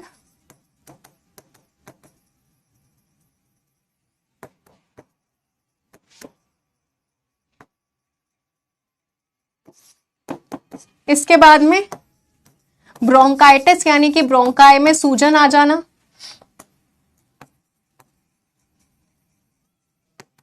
और एक और क्या बात आ गई थी यहाँ पे, वीजिंग साउंड आना। ठीक है, वीजिंग साउंड। तो ये सारी चीजें अस्थमा से रिलेटेड है। बोल बोल के लिखती जा रही हूँ, आज दिन भर से लिख रही हूँ, तो राइटिंग पे ज्यादा कंट्रोल अगर ना हो तो समझते जाना, बोल बोल कर लिख रही हूं मैं। ठीक है, इसके बाद में और आ जाता है अस्थमा के बाद में एम्फाइसेमा। एम्फाइसेमा की बात करें तो ये आपका आ जाता है क्रॉनिक होता है। ठीक है, क्रॉनिक सिगरेट स्मोकिंग की वजह से ये बेसिकली होता है, जिसमें क्या हो रहा है, एल्वियोलाई की एल्वियोलर वॉल डैमेज हो रही है। एल्वियोलर वॉल डैमेज होने की वजह से सरफेस एरिया, ये एसई क्या है, सरफेस एरिया कम हो रहा है, तो फिर इसलिए दिक्कत आ जाती है। ठीक है, इसके बाद में अगला आ जाता है निमोनिया। निमोनिया में क्या हो रहा है, fluid filled in alveoli, alveoli में फ्लूइड भर जाता है।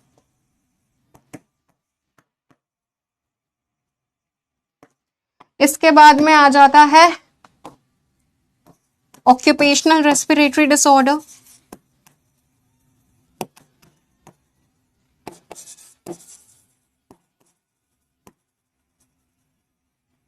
रेस्पिरेटरी डिसऑर्डर, जिसमें क्या हो जाता है, इन्फ्लामेशन, और इन्फ्लामेशन के बाद में फाइब्रोसिस, जिसकी वजह से लंग्स काफी डैमेज हो जाते हैं। और आखिरी में आ जाता है वो जिसके लिए नेशनल ट्यूबरकुलोसिस इरेडिकेशन प्रोग्राम चलाया जा रहा है। कौन सा कलर बचा है भैया, कलर सारे हो ही गए हैं, एक कलर रिपीट कर लेते हैं। टीबी, ट्यूबरकुलोसिस, बैक्टीरिया का नाम जरूरी याद रखिएगा, क्वेश्चन पूछा गया है, माइकोबैक्टीरियम ट्यूबरकुलोसिस। ठीक है, ये सारी चीजें हम लोगों को क्लियर हैं, डिसऑर्डर्स क्लियर हो गए हैं, एक बार मुझे बताएंगे प्लीज।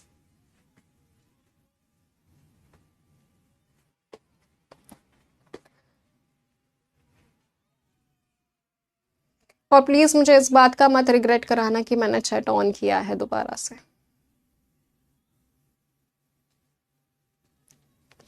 क्या यहाँ तक सारी चीजें क्लियर हैं, क्या तुम चैट को रेगुलेट कर पा रहे हो? ठीक है, ओके जी, ओके, बढ़िया,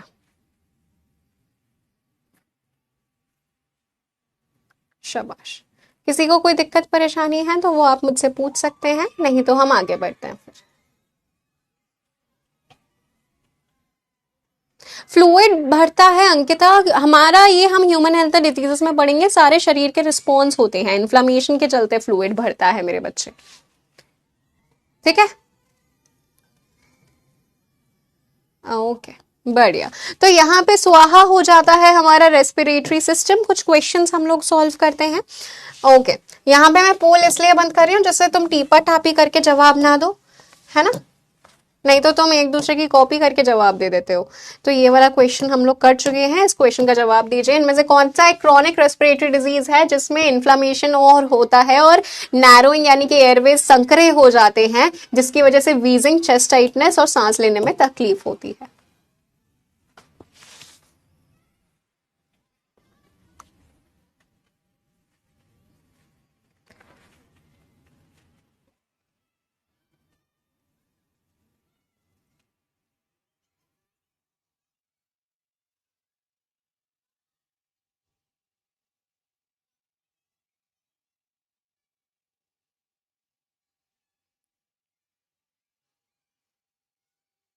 बढ़िया, जवाब दे दिया होगा तुम लोगों ने अभी तक।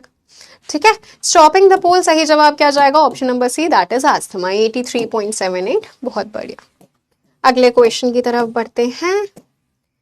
विच of the following is a common symptom of respiratory disorders? ये एक एग्जाम में क्वेश्चन पूछा गया है, बताओ, इतना आसान क्वेश्चन। ये गलत मत करना, 100% ले आओ यार। तो मैं भी ऐसे डालूंगी फिर इंस्टाग्राम पे कि भैया देखो ले आए मेरे बच्चे 100%।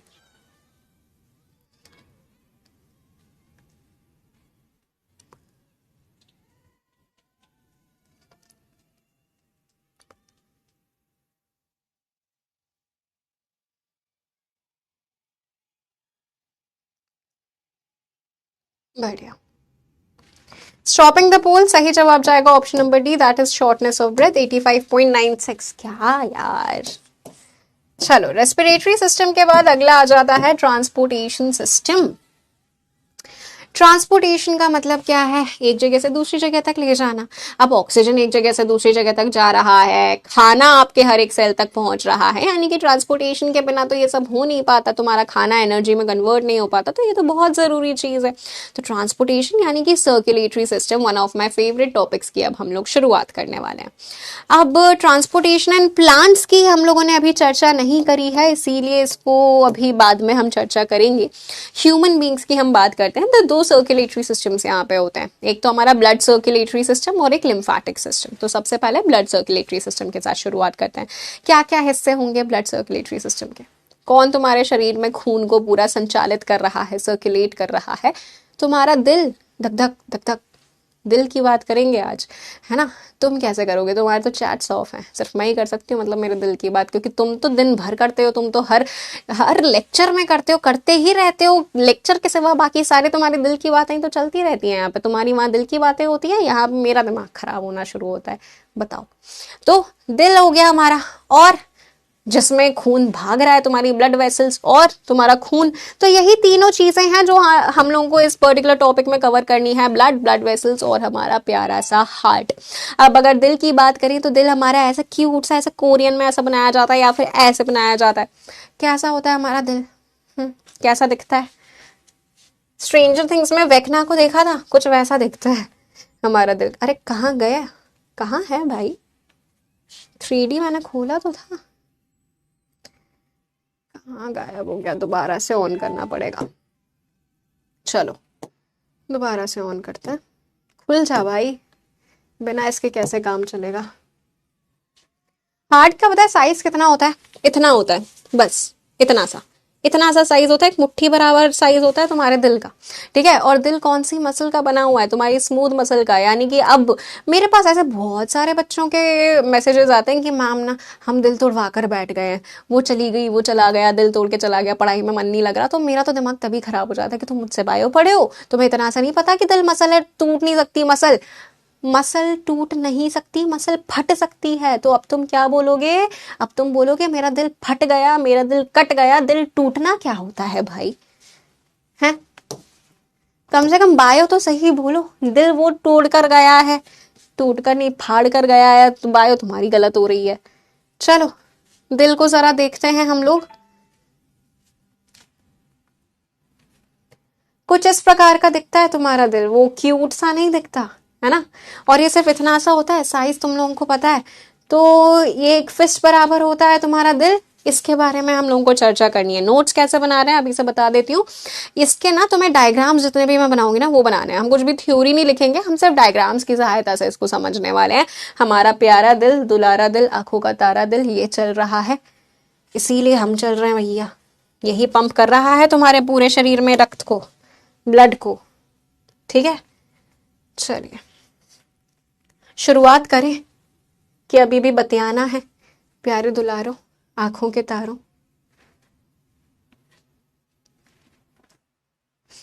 फाइबर्स किस चीज के बने होते हैं बेटा? प्रोटीन्स।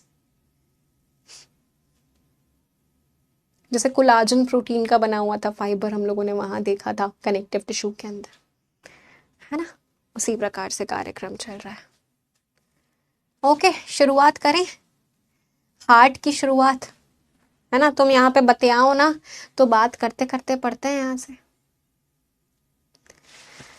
ओके, जैसा मैं डायग्राम बनाऊंगी वैसा ही तुम लोग डायग्राम बनाओगे। ये देखो, ये दिल की बातें शुरू कर दी हैं।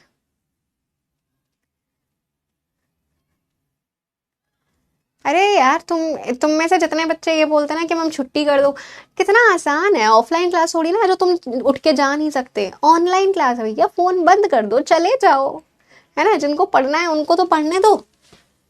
मैम छुट्टी कर दो, जाओ, बाय बाय, तुम्हारे पास में ऑप्शन है, फोन बंद करके इंस्टाग्राम स्क्रॉल करो। भैया क्या कर रहे हो यहाँ पे, क्या करोगे दिल के बारे में सीख कर? जब फटेगा तब सीखोगे फिर दिल के बारे में। तो जरा दिल के क्रॉस सेक्शन को देखते हैं, दिल को काट ही देते हैं बीच में से, है ना। ये तुम्हारा दिल को बीच में से काट दिया तो कैसा दिखेगा वो? तो कुछ इस प्रकार का दिखेगा। मैम हमसे डायग्राम नहीं बनता, तो किसने बोला कि तुमसे ऐसा डायग्राम बनाना है जो म्यूजियम में लगाऊं मैं? ठीक है, तो ये क्रॉस सेक्शन है, इसके अंदर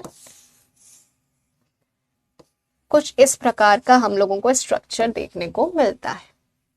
3D में दिखा दूं तो ज्यादा बेहतर समझ में आएगा कि ये मैं क्या बनाए जा रही हूँ। ये बनाया है मैंने, ठीक है, इसको थोड़ा सा समझने लायक फॉर्म में बनाया है मैंने। तो ये अब तुम्हारे दिल में होते हैं 4 कमरे। 4 कमरे का मतलब क्या है? 4 लोगों को रख सकते हैं मैम एक साथ दिल में, तो बढ़िया चीज हो गई। तो घर वालों को रखो और वो खड़कवासला में जो बढ़िया बिल्डिंग है ना उसको रखो, तो इतनी जगह भर जाएगी कि तुम्हें और किसी को रखने की आवश्यकता नहीं पड़ेगी अभी फिलहाल के लिए, है ना। तो ये 4 कमरे यहाँ पे मौजूद होते हैं। क्या सबके पास 4 कमरे होते हैं? नहीं भैया, बर्ड्स के पास में होते हैं और तुम्हारे पास में होते हैं और मगरमच्छ के पास में होते हैं, ठीक है। और किसी के पास इस प्रकार के 4 कमरे मौजूद नहीं होते। डायग्राम ड्रॉ करते जाना है तुम्हें साथ साथ में। तो ये 4 कमरे मौजूद है, कहाँ दिख रहे हैं मैडम? ये रहे 1 2, ये रहा तीसरा कमरा, ये रहा चौथा कमरा। और आसान तरीके से बनाना है, ये लो, ये वाला डायग्राम ड्रॉ कर लो, तुमसे ये नहीं बन रहा है तो, ठीक है। तुम्हारे लिए आज तो भैया चिल्ड्रंस डे है ना, आज थोड़ी ना मैं तुम्हारे लिए कुछ एकदम टफ बनाऊंगी। आज तो सब आसान आसान चलेगा। बजने दो 12, आओ अगली क्लास में मिलते हैं, फिर करेंगे बातें, ठीक है। तो ये तुम्हारे 4 कमरे, चारों कमरों को क्या बोला जाता है? चैम्बर्स बोला जाता है, ठीक है। चैम्बर्स यानी कमरे।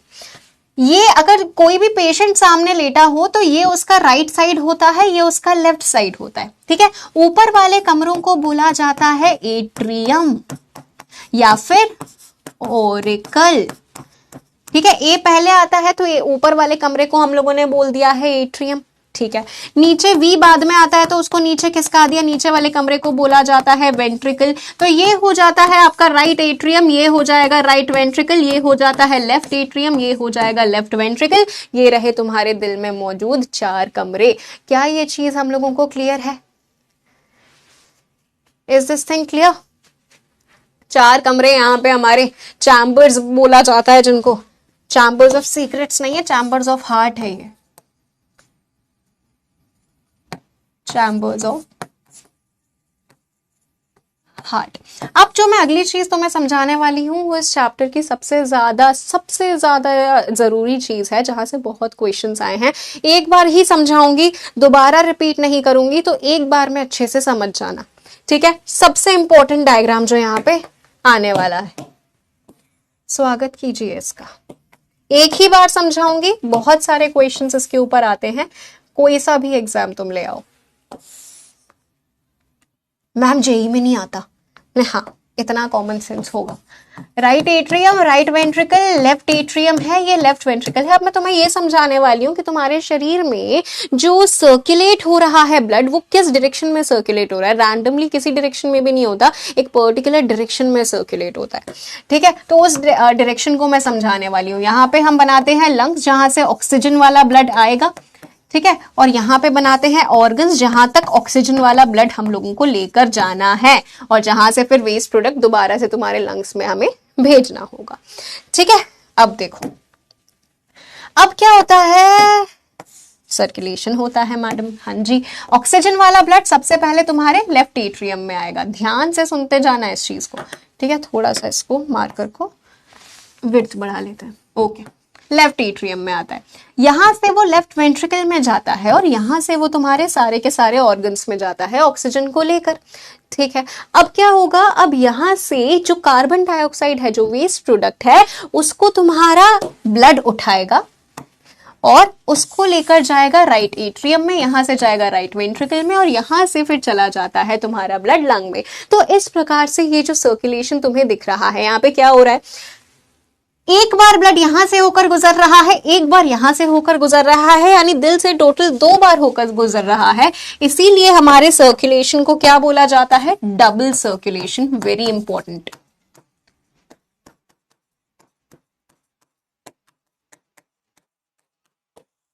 ठीक है, अब ये वाला जो सर्कुलेशन है ना मेरे बच्चे, जो लंग्स वाला सर्कुलेशन है, इसको बोला जाता है पल्मोनरी सर्कुलेशन।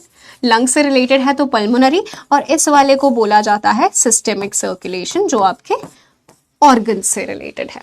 तो क्या ये चीज हम लोगों को क्लियर हो गई है? एक बार प्लीज मुझे बताइए, इज दिस थिंग क्लियर? कर ली बातें? हाँ गॉसिप क्वींस, क्या ये चीज हम लोगों को क्लियर है? कहां से कहां तक ब्लड जा रहा है, किस तरह से जा रहा है, क्वेश्चंस कैसे आएंगे, इस चीज को अभी हम लोग प्रैक्टिस करेंगे। ठीक है बच्चे, ओके, क्वेश्चंस देखते हैं।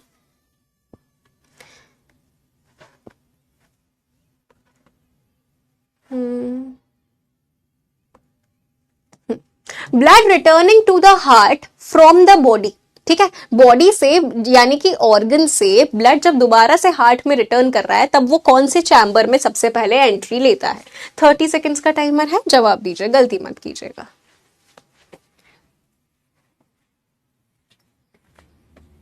टीबी के लिए बेटा 4 एंटीबायोटिक्स ली जाती हैं, जिनको तुम ऐसा याद रखो, राइप से याद रखो, RIPE।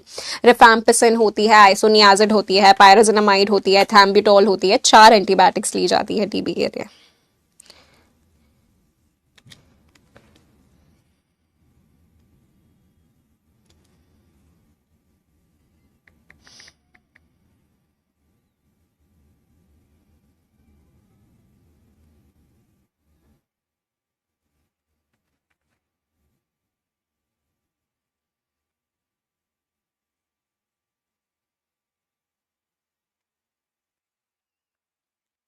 ओके, हाँ जी, रेड कलर वाला ब्लड ऑक्सीजनेटेड है, वो दिख रहा है ना, वो लंग्स से आ रहा है, तो वो ऑक्सीजन वाला ब्लड है। अब blood returning to the heart, कौन से चैम्बर में यहां से ब्लड जा रहा था? अरे एक सेकेंड, कौन सा क्वेश्चन था? ये वाला क्वेश्चन था ना। डायग्राम अगर दोबारा से बनाएंगे तो हमें समझ में आएगा कि ब्लड आपका राइट एट्रियम में आ रहा था। Option number A will be your correct answer. ठीक है, शो द रिजल्ट 69.41, यानी कि पोल गया है कुछ बच्चों के पास में, जिसके पास में नहीं गया है वो रिफ्रेश कर लीजिए।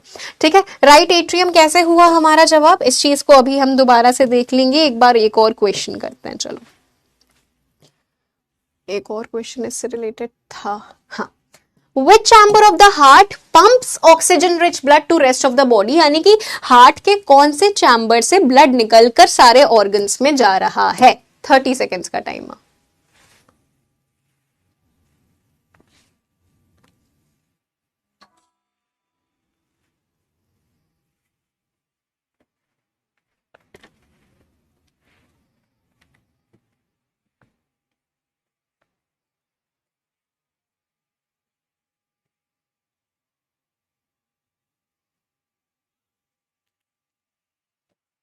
ओके,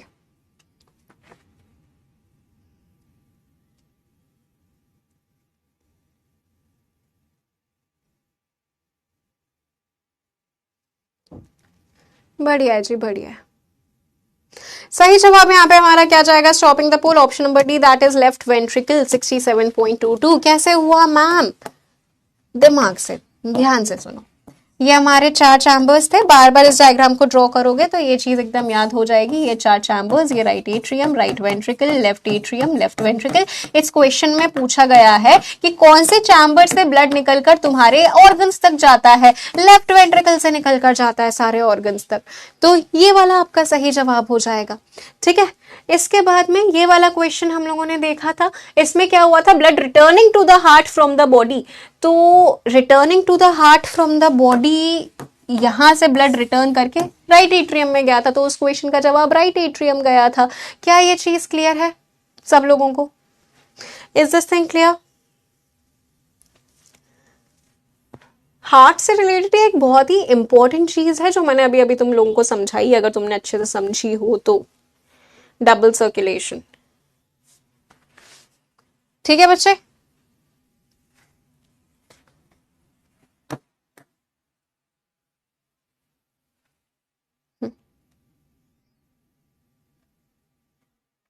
बढ़िया, आगे बढ़ते हैं। ओके, अब क्या होता है यार कि फॉर एग्जाम्पल एक कंटेनर है, ठीक है, या फिर फॉर एग्जाम्पल एक बलून है, उसमें ऊपर की तरफ भी होल कर रखा है और हमने नीचे की तरफ भी होल कर रखा है, और उस बलून में हमने पानी भर रखा है, ठीक है। अगर उस बलून को दबाएंगे तो ऊपर से भी पानी निकलेगा, नीचे से भी पानी निकलेगा, है ना, ऐसा ही होगा। तो अब जैसे हार्ट है हमारा, धक धक कर रहा है, यानी कि कॉन्ट्रैक्ट रिलैक्स, कार्डियक मसल। अरे तुमने मुझे करेक्ट किया था कि नहीं किया था? चैट ऑफ था इसलिए तुम करेक्ट नहीं कर पाए होगे कि दिल में कौन सी मसल होती है, स्मूथ नहीं होती है, कार्डियक होती है। मुझे याद है कि मैंने स्मूथ बोला था। मैं ये चाहती थी तुम करेक्ट करो, लेकिन तुम तो उस टाइम पे म्यूटेड थे, है ना। I am so sorry for that. अब देखो, I am not sorry for that, तुम्हारी वजह से हुआ था। तो हार्ट कॉन्ट्रैक्ट कर रहा है, रिलैक्स कर रहा है, कॉन्ट्रैक्ट कर रहा है, रिलैक्स कर रहा है, ठीक है। अब इस सिचुएशन में क्या होगा, जब वो कॉन्ट्रैक्ट कर रहा है तब ब्लड ऊपर से भी निकलेगा, ब्लड नीचे से भी निकलेगा, लेकिन हम तो चाहते हैं कि वो एक निर्धारित डायरेक्शन में फ्लो करे। तो अब यहाँ पे क्या हम कर देंगे, अब कैसे हमारा यहाँ पे हो जाएगा काम? एक दरवाजा लगा दो भाई, दरवाजा लगा दो। अगर तुम इस तरह से इसको कॉन्ट्रैक्ट करोगे तो ऊपर का दरवाजा अगर तुमने बंद कर दिया तो सिर्फ नीचे की तरफ से ब्लड जाएगा, बस इस प्रकार से हो जाएगा। तो एक दरवाजा यहाँ लगा दो जिससे कि पीछे की तरफ ब्लड ना जा सके, एक दरवाजा यहाँ लगा दो, उसी प्रकार से एक दरवाजा यहाँ और एक दरवाजा यहाँ लगा दो, जिससे कि बैक फ्लो ऑफ ब्लड ना हो। और इसी को क्या बोला जाता है? Valves of the heart. दरवाजों को वॉल्व्स बोला जाता है। इसके लिए मैं अलग डायग्राम बना देती हूँ जिससे तुम्हें कोई कंफ्यूजन ना हो। ये रहा तुम्हारा हार्ट,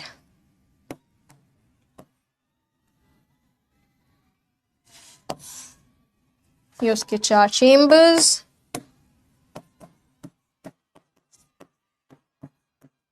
इतना चिल्ला चौट करते हैं बच्चे भाई, बाहर से इतना चिल्लाने की आवाज आती रहती है, पूरे टाइम खेलते रहते हैं। इनके घर वाले इनको बेड ट्रीटमेंट नहीं देते लगता है। तो ये रहे दरवाजे, ये रहे वॉल्व्स, ठीक है, to prevent back flow of the blood. अब इन वॉल्व्स का कुछ ना कुछ नाम तो है भैया, हाँ जी, तो नाम सीखते हैं जरा। ये वाला जो वॉल्व है इसको बोला जाता है बाइकस्पिड वॉल्व। बाइकस्पिड का मतलब क्या है कि इसमें 2 दरवाजे हैं। दरवाजा इस प्रकार से खुलता है, इस प्रकार से हम बंद करते हैं ना, तो इस प्रकार से ऐसे यहाँ पे दरवाजा ये मौजूद है, बाइकस्पिड जिसको बोला जाता है। 2 कस्प मौजूद हैं, या फिर इसको प्यार से हम माइट्रल भी बोल सकते हैं, माइट्रल वॉल्व, ठीक है। उसके बाद में जो राइट एट्रियम और राइट वेंट्रिकल के बीच में ये वाला दरवाजा है इसको बोला जाता है ट्राइकस्पिड। ट्राइकस्पिड का मतलब है इस प्रकार से 3 दरवाजे मर्सिडीज के साइन की तरह यहाँ पे मौजूद होते हैं, ठीक है, 1 2 3, इसीलिए ट्राइकस्पिड वॉल्व। भगवान की कृपा से इन दोनों के नाम कॉमन है, इनको बोला जाता है सेमी ल्यूनार वॉल्व्स, ठीक है। तो ये हो गया हमारा पूरा कार्यक्रम, तो ये हो गए हमारे वॉल्व्स। अब क्या होता है कि ये धक धक धक धक धक धक हो रही है ना, तो ये आवाज जो आ रही है इसको बायोलॉजी की लैंग्वेज में बोलता है लबडब लबडब लबडब। तो ये जो आवाज आ रही है ये कैसे आ रही है भैया? नॉर्मल मसल ये भी तो कॉन्ट्रैक्ट कर रही है, ये भी तो कॉन्ट्रैक्ट कर रही है, यहाँ तो आवाज नहीं आ रही, फिर दिल की आवाज क्यों आ रही है? ये दरवाजों की आवाज होती है ना। दरवाजे जब एकदम खुलते हैं बंद होते हैं ना, तब उनके ही खुलने बंद होने की वजह से धक धक धक धक जो आवाज आ रही है तुम्हें ये आती है। इस चीज को याद रखिएगा, सेमिलुनार वॉल्व्स के बंद होने खुलने की वजह से लबडब आवाज आती है। तो दीज आर द वॉल्व्स, ठीक है मेरे बच्चे। ओके, लबडब लबडब बोलते हैं बेटा, लबडब लबडब लबडब, इस प्रकार से, ठीक है, बढ़िया। ओके जी, ओके। इसके बाद में एक डायग्राम और बनाओ यहाँ पे।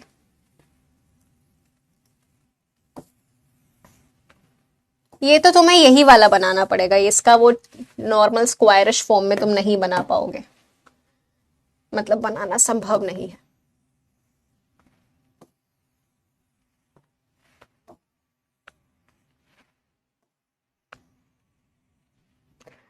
ठीक है, अब क्या होता है, तुम्हारा दिल तुम्हारे दिमाग के कंट्रोल में है क्या? नहीं भैया, ऐसा नहीं होता, दिल दिमाग के कंट्रोल में नहीं है। तो दिमाग और दिल का झगड़ा तो हमेशा से चलता आया है भैया, हमेशा हम सुनते हैं दिल और दिमाग की नहीं बनती है ना। तो दिल दिमाग के कंट्रोल में नहीं है, यानी दिमाग कंट्रोल नहीं कर रहा कि दिल कब तेज धड़क रहा है, दिल कब धीरे धड़क रहा है। वो अपनी मर्जी से तेज धड़कता है, अपनी मर्जी से धीरे धड़कता है, यानी कि दिल की धड़कन दिमाग के कंट्रोल में नहीं है। और इसीलिए सिंस दिल अपने आप को खुद को कंट्रोल कर रहा है, इसीलिए हमारे हार्ट को बोला जाता है मायोजेनिक हार्ट। मायोजेनिक का मतलब जो मसल से कंट्रोल हो रहा है। तो दिल के पास में एक स्पेशल मसल होती है जिसकी मदद से वो खुद को धड़का पा रहा है। कुछ लोअर लेवल वाले ऑर्गेनिजम्स ऐसे होते हैं जिनका दिमाग उनके दिल को कंट्रोल कर रहा है, जिसको बोला जाता है न्यूरोजेनिक हार्ट। ठीक है, जिसमें दिमाग कंट्रोल कर रहा है दिल की धड़कन को। लेकिन हम एडवांस हैं, हमारे अंदर मायोजेनिक हार्ट होता है। इसीलिए तुम देखो कि जब हार्ट के ट्रांसप्लांट की बात करी जाती है, तब दिल को दूसरे इंसान तक जब ले जाया जाता है तो दिल तब भी धड़क रहा होता है। अगर वो दिमाग के कंट्रोल में होता तो दिल दिमाग से मतलब दिल शरीर से निकालते ही बंद हो जाना चाहिए था, लेकिन वो पहुंचा पा रहे हैं हम दूसरे इंसान तक, है ना। ग्रीन कॉरिडोर के जरिए हम पहुंचाते हैं दिल का ट्रांसप्लांट करवाने के लिए। तो दिल यानी कि खुद से धड़क रहा है। तो बात ये आती है, दिल अगर खुद से धड़क रहा है तो परमानेंटली धड़कता रहना चाहिए भैया। पूरे टाइम क्यों नहीं धड़कता रहता? कुछ टाइम बाद दिल क्यों एकदम डेड हो जाता है? किसी को पता है इस चीज के बारे में? बताइए जरा। कौन से जानवर? कॉकरोच एक एग्जाम्पल हो जाता है, इंसेक्ट सारे एग्जाम्पल्स हो जाते हैं इस चीज के। ठीक है, बताइए बताइए बताइए बताइए। दिल कुछ वक्त बाद फिर मर क्यों जाता है? अगर वो दिमाग के कंट्रोल में नहीं है तो चलते रहना चाहिए उसको यार। मयंक बेटा, अगली क्लास में दिखेगा नहीं तू, समझा? यहाँ पे ये सब बकवास नहीं चाहिए, जो भी कर रहे हैं यहाँ पे बकवास।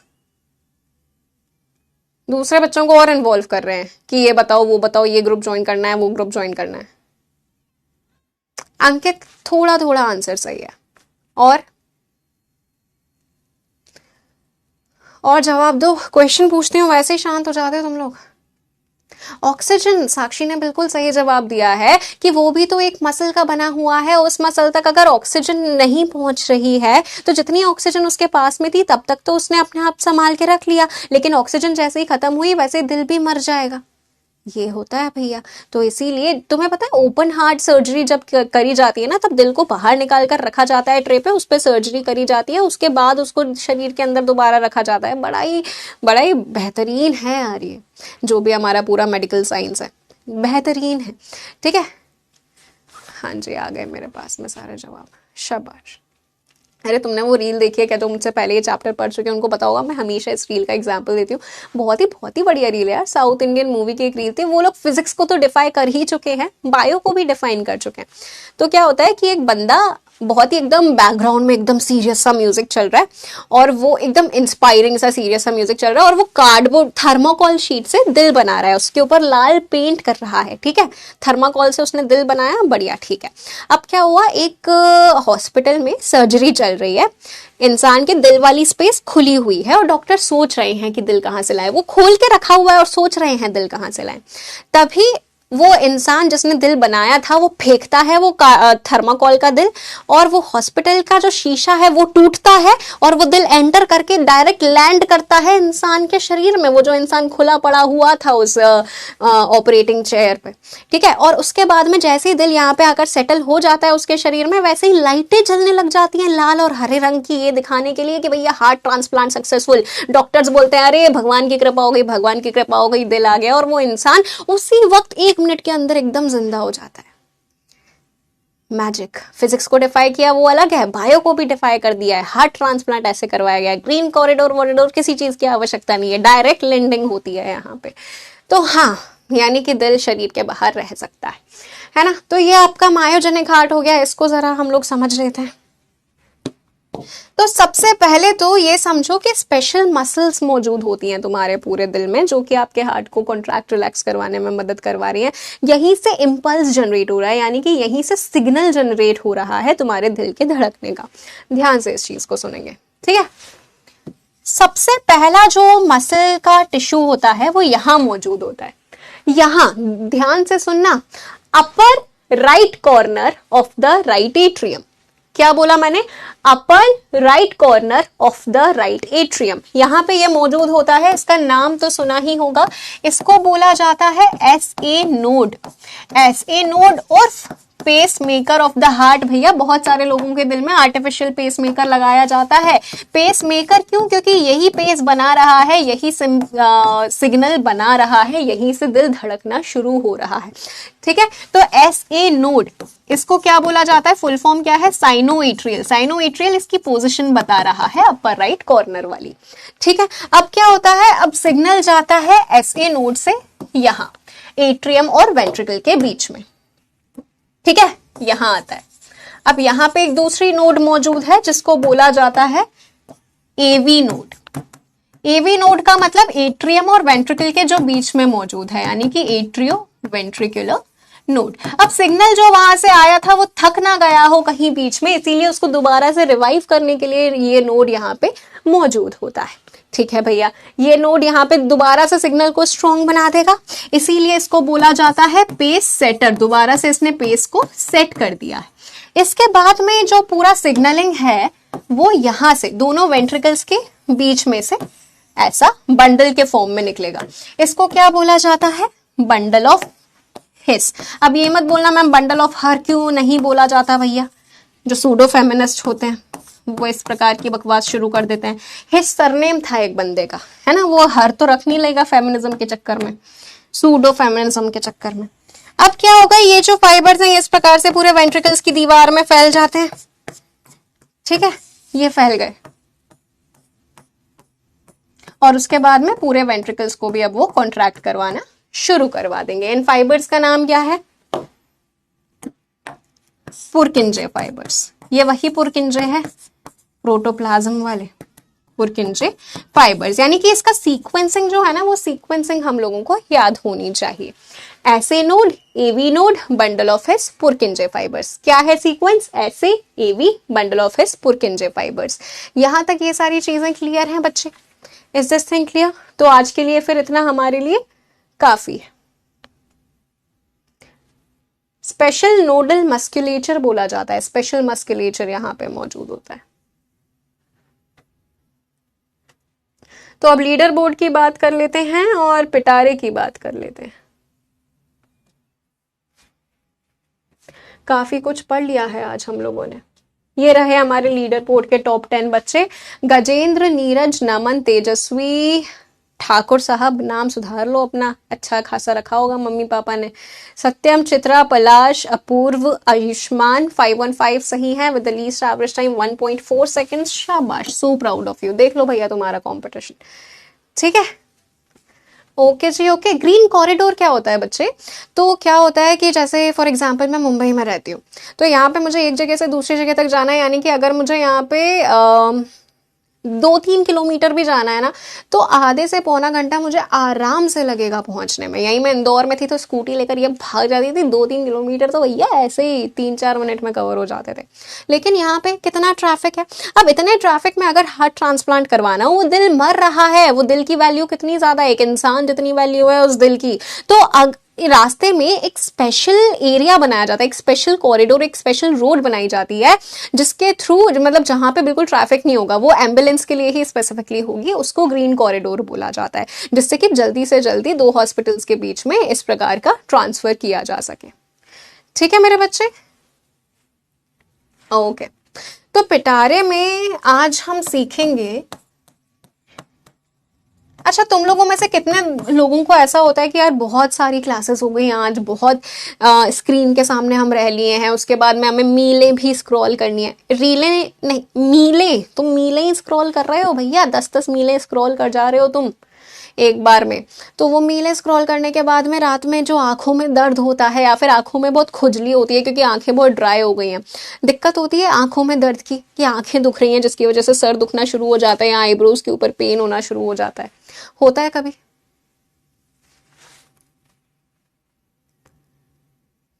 तो उस चीज का सलूशन बताऊं, किस तरह से उसको हम लोग सही कर सकते हैं।